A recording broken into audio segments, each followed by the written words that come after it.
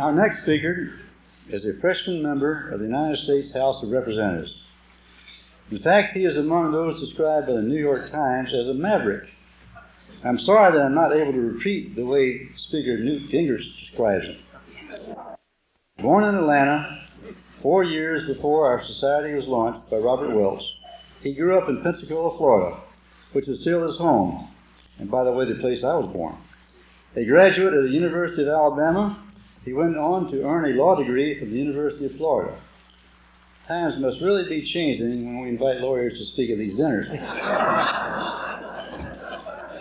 Involved as a host of professional, civic, and religious activities, he sought and gained election to the House of Representatives in 1994.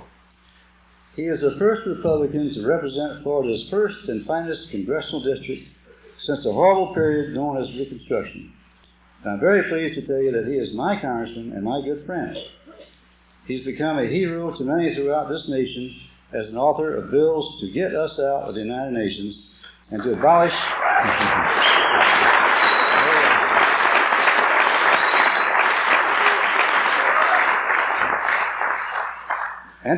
the Department of Education.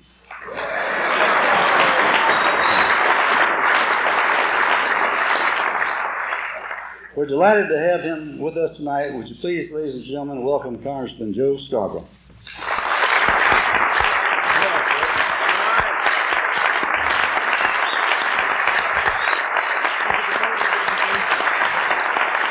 Thank you very much.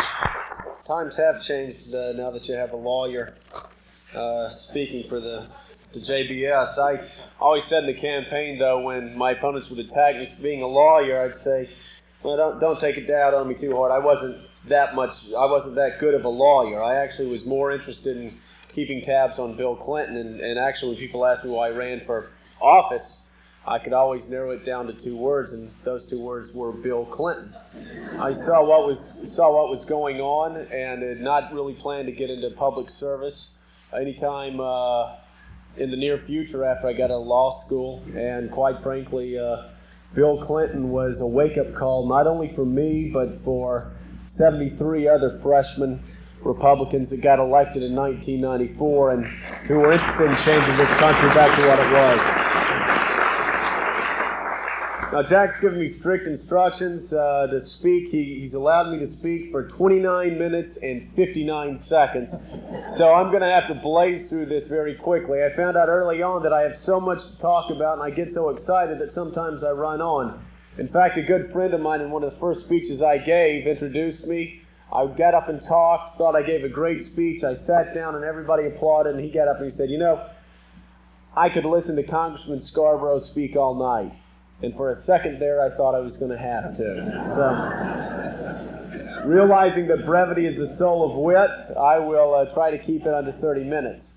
And as I was coming in, I was asked, why did I come here? Why did I come to California when I could have stayed home with my family on one of the few weekends that I could spend with my family? And I said, first of all, because Walt and Christina Ruckel have been such good friends of mine, and this is so important to them, and it's such an important organization to them that I wanted to come out and show my support.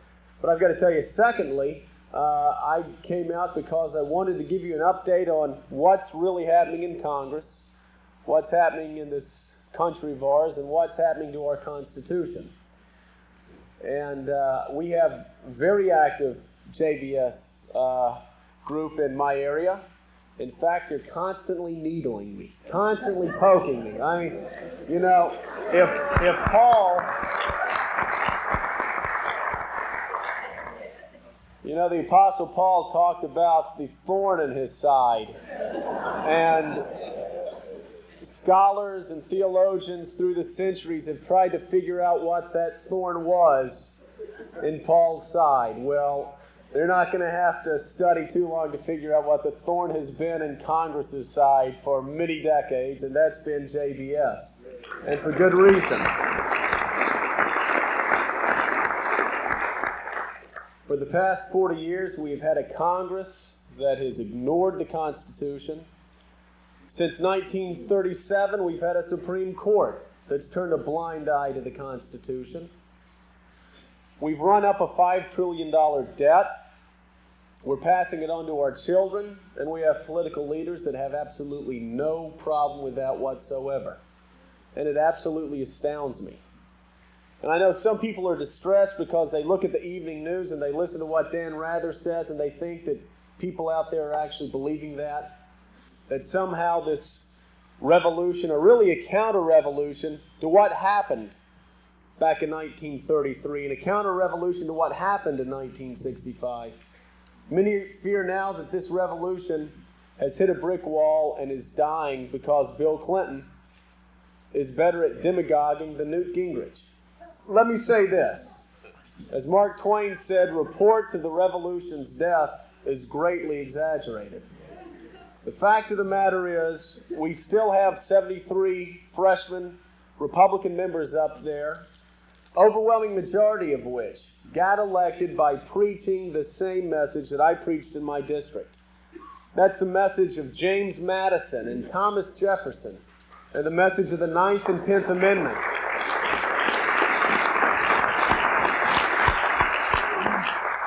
And despite what Bill Clinton says, it's the message that mainstream America wants to hear.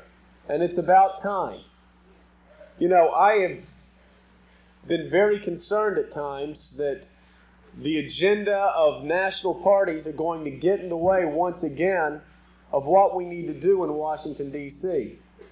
But then I talk to my freshman class members. I find out that's not the case. The New York Times, the Washington Post, the New Republic, every media outlet has been trying to figure out why this class has been so independent from its leadership. And there's a good reason. And it goes back to what I was talking about before. And I found out the first day I got to Congress. I don't know how many of you know who Jack Metcalf is. Jack is a congressman from Washington State. Now, let me tell you something. Jack and I couldn't be further apart geographically. We are from the opposite sides of the continent. I'm the youngest freshman. Jack is the oldest freshman. I listen to music that Jack wouldn't listen to in his worst nightmare. I am from a completely different culture. I grew up listening to the Beatles and going to movies that Jack wouldn't let his mother see. I mean, we are from different worlds. And yet, when I talked to Jack Metcalf, we were sitting around the first day we had reception, and here we were from two different cultures, two different parts of the country. I said, Jack, what did you run on? What was your platform? And I expected to hear the same old stuff that the National Republican Party passed out to all the candidates. And all the candidates that listened to those tapes lost. The rest of us won. And Jack told me,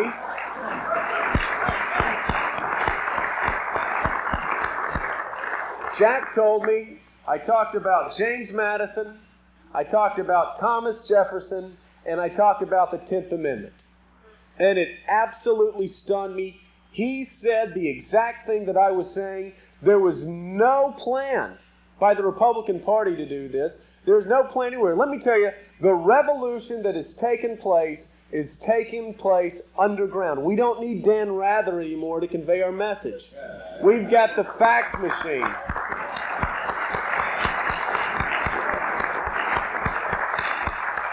We've got the fax machine. We've got the internet. We've got talk radio. We've got all these other forces that are causing a decentralization of information in this society. And with that decentralization, it's empowering communities. You know, we were set up to be a nation of communities and not a nation of bureaucracies. That's why I quoted James Madison. You know, Madison wrote while he was framing the Constitution, "We have staked the entire future of the American civilization not upon the power of government, but upon the capacity of each of us to govern ourselves, to control ourselves, and to sustain ourselves according to the 10 Commandments of God." Now,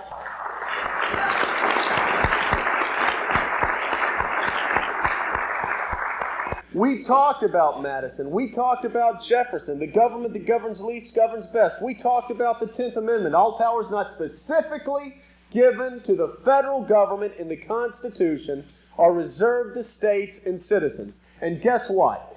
We were called extremists. And guess what? We said, and I said specifically, and what can you say to this? I said, if you don't like it, don't take it out on me. Because this isn't what I'm saying. Take it out on James Madison, on Thomas Jefferson, on Benjamin Franklin, on George Washington, on the founders of this constitutional republic who knew that we were a nation of communities and who knew we wanted to escape the same problems that we faced when we were being run by King George III. That's what happened in 1994. That's why we're so independent. We are not beholden to the party. We are not beholden to PACs. We are beholden to those people who elected us.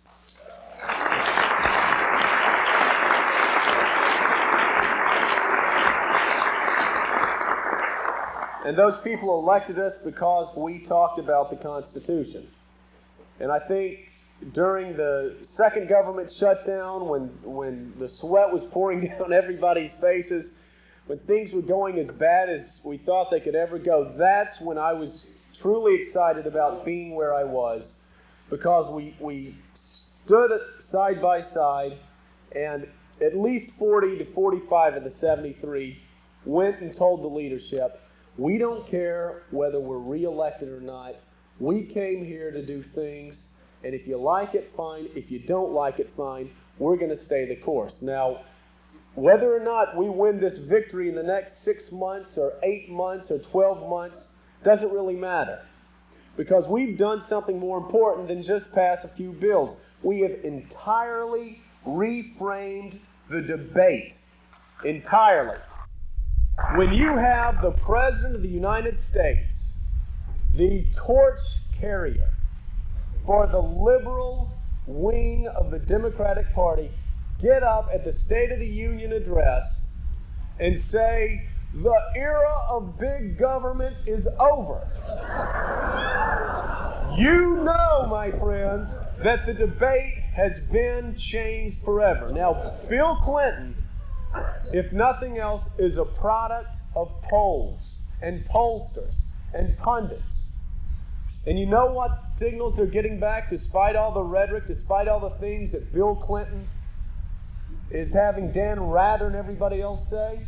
The polls that he's getting back are telling him that Americans no longer believe that the federal government can micromanage every social problem, and they want their country back, and they want their government back. And Bill Clinton is getting that message in the polls, and he's going to continue to get the message, because Americans are finished with the social experimentation through their federal government.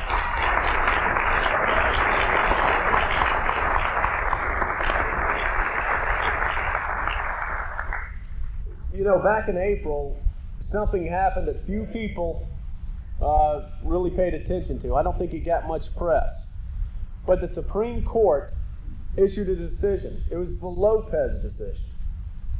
And it was the first time since 1937 that the Supreme Court applied the brakes to the use of the Interstate Commerce Clause to expand the power of Congress. You know, that's what, of course, Franklin Roosevelt did back in the 1930s. He was trying to pass a New Deal legislation. He couldn't get it passed. He threatened to pack the court. The Supreme Court basically backed down and started approving all of these unconstitutional New Deal programs, saying that it related interstate commerce, so we could go ahead and pass it. Well, from 1937 to 1995, the Supreme Court continued to bow down to this pressure. Finally, in April of 1995, the Supreme Court said enough and drew a line. And let me tell you something.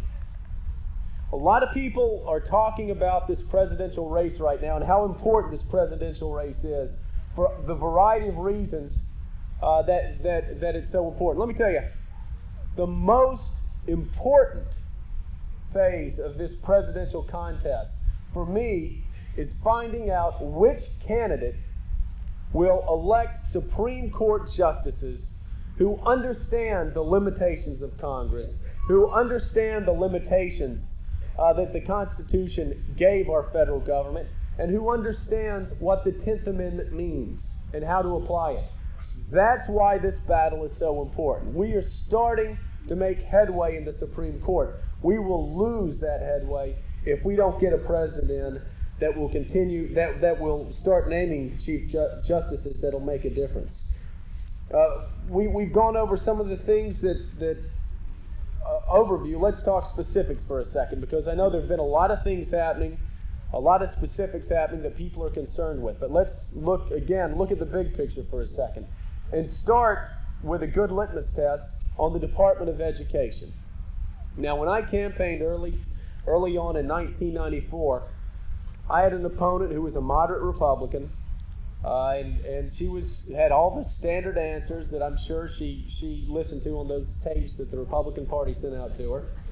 And they asked, what would you do to help increase test scores, to help our children in education? She gave the standard answer. Well, I believe we somehow need to reconnect the student with a parent, with a classroom, blah, blah, blah, and we can do it by having the Department of Education doing A, B, C, D. I mean, it's, again, just very nebulous, generalized thinking. My response was very simple. I said, we need to abolish the Department of Education.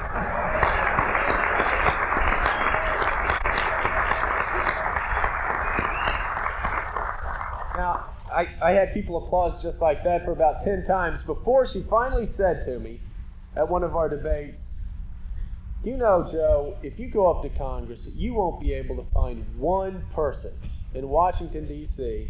that'll go along with you in a plan to abolish the Department of Education. Well, let me report to you right now that of those 73 freshmen I talked about, 55 have signed on to our plan to abolish the Department of Education.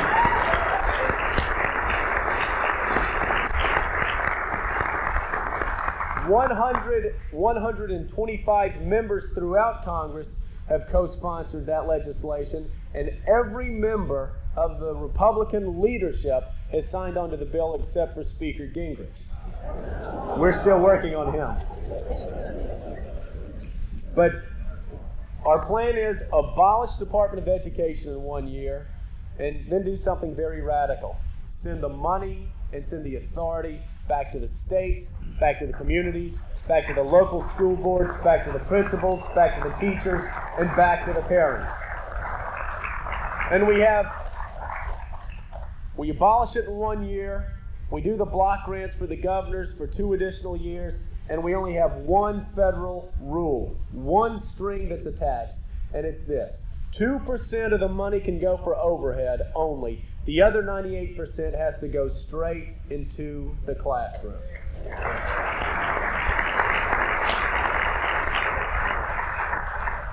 Let me speak briefly beyond talking about the freshman class as we've been talking about. You know, George Wallace back in the 60s said there's not a dime's worth of difference between Democrats and Republicans. Now, while that may have been true before we got there, everybody says that, of course. But let me tell you, there are some very stark differences. And I want to start with talking about the man who makes tax policy, basically, for Congress now. And he's the chairman of the Ways and Means Committee. And, of course, that's Bill Archer from Texas. Bill Archer replaced Dan Rostenkowski, the tax collector for the welfare state. Now, you know where Dan Rostenkowski stood. Let me tell you what Bill Archer is proposing. He wants to abolish the IRS, get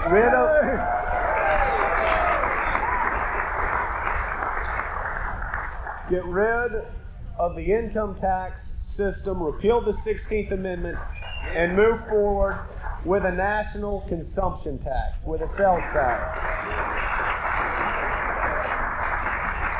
Now, we don't know the details. We don't know exactly how it's going to play out in the press.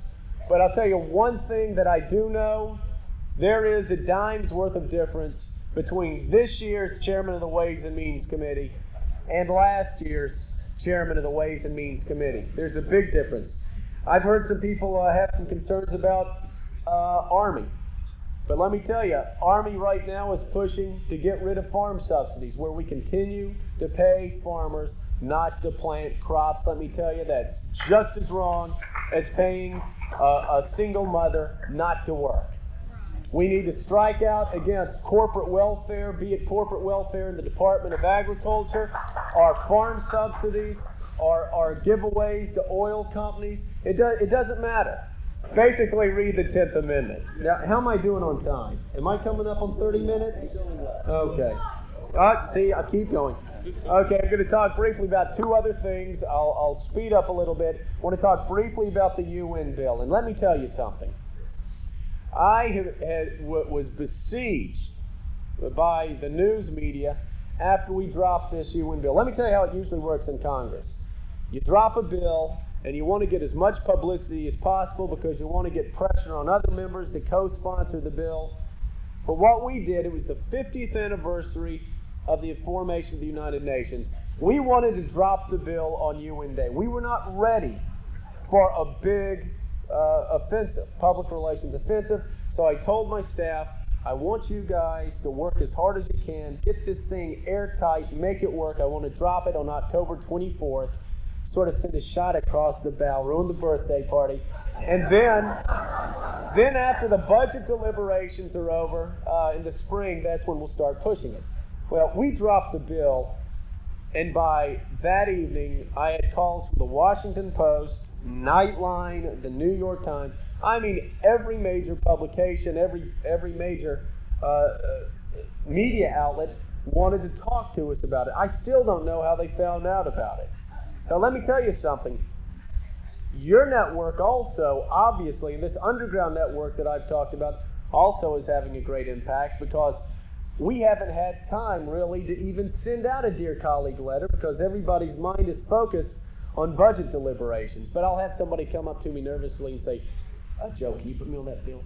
I said McManus has been talking to him, or somebody out there has been talking to him.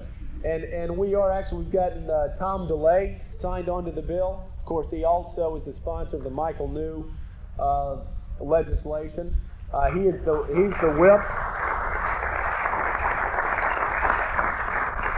who is the number 3 Republican in the House. We have Don Young, who's also a chairman, and several others that have signed onto the bill. The plan is to get us out of the United Nations. Now, it's not because we're xenophobic. It's not because we're knuckle-dragging isolationists, as they like to portray many of us. But it's because we read our Constitution and we understand that our Founding Fathers believed we needed to be focused on protecting our shores and being interested in protecting American interests. Now, let me tell you something, and to follow up on something that was said earlier. It doesn't mean that we're cold-hearted, that we're bigots, that we're isolationists, that we're xenophobic, because we're doing what our Founding Fathers told us we need to do. It is our mission. It is our responsibility to be concerned, first and foremost, with protecting the shores of this country and protecting American interests. And when Bob Dornan and I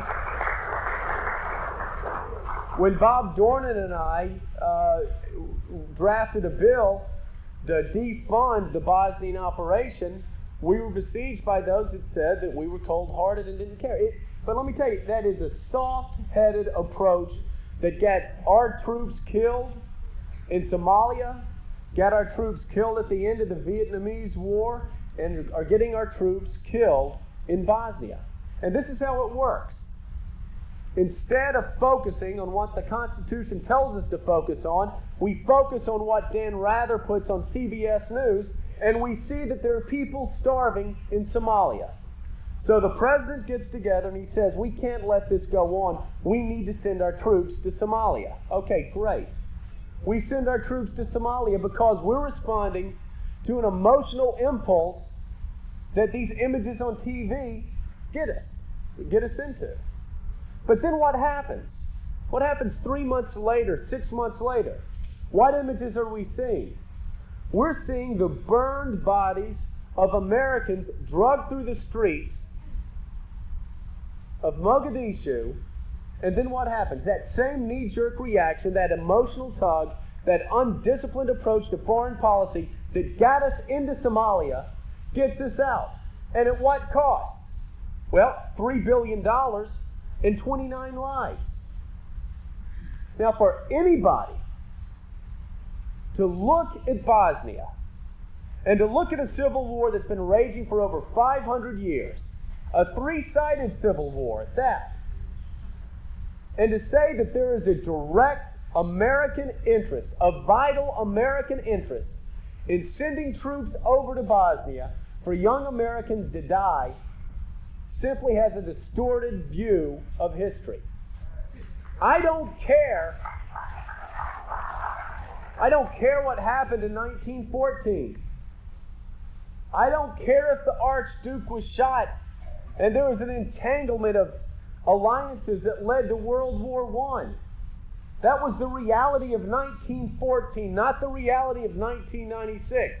And I don't care if in 1945 the countries of the world came together with the best of intentions, if we want to give them the presumption of innocence, with the best of intentions to form an organization that would bring peace to the world. Even if they believed that was the reality in 1945, that is not the reality in 1996. The reality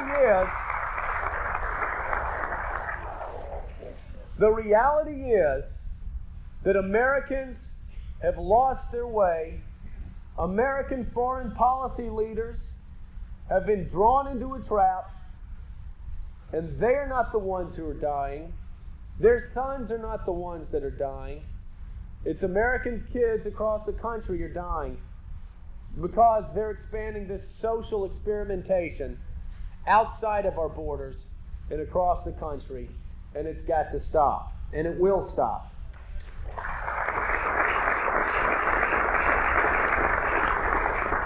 You know, and I tell people, Americans have always been leaders.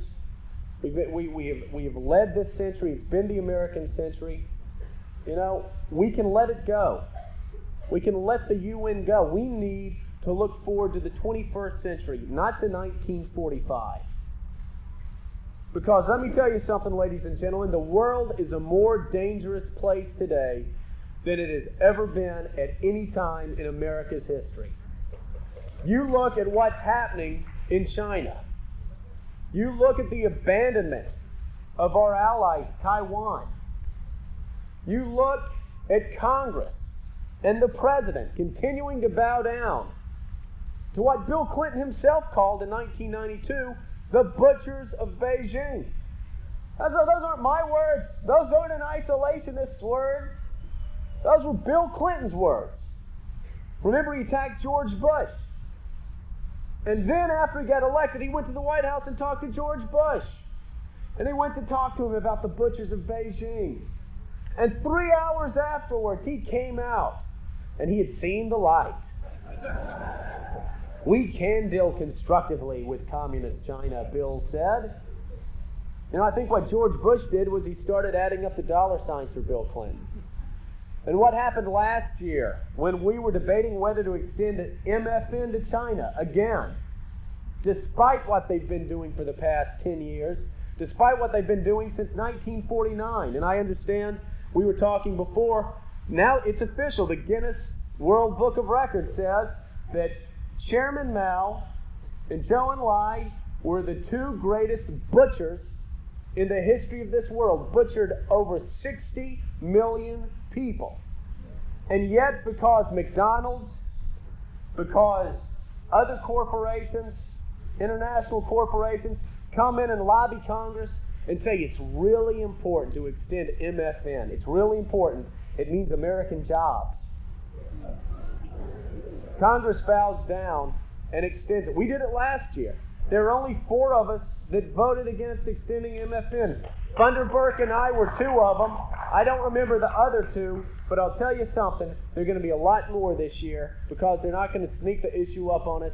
When we get back, I'm working with Frank Wolf and David Funderburk. We're going to be extremely vocal, and we're going to shame people into voting no for China's extending MFN, and we need to send a shot across their bow that we're not going to stand for their expansion into Taiwan. Taiwan is our ally, and Bill Clinton needs to realize that.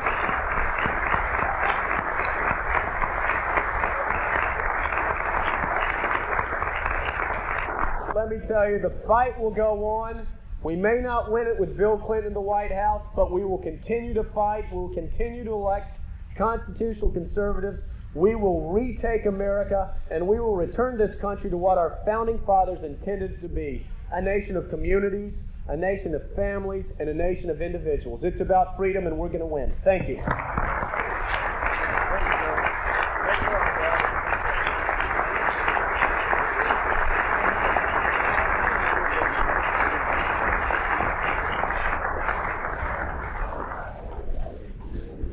Thank you so much, Congressman Joe Scarborough. It's a pleasure and a privilege.